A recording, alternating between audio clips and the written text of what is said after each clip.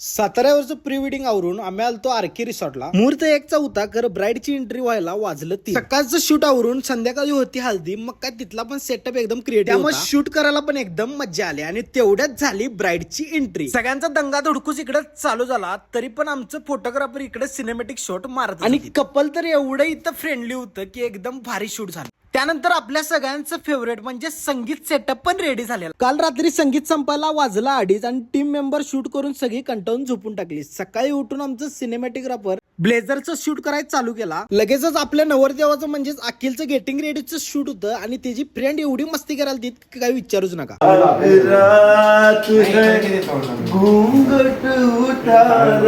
डीजेच्या तालावर सगळीच मित्रमंडळी नाचायला लागलेली.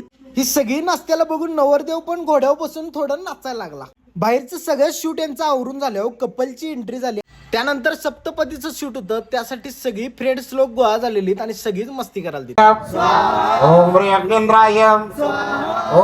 घरची सर्व मंडळी जेवणासाठी वेट करायला आणि आमचं इथं गार्डन मध्ये कपल शूट चालूच होतं. अशाच मिनी ब्लॉग साठी आजच आपल्या पेजला फॉलो करा.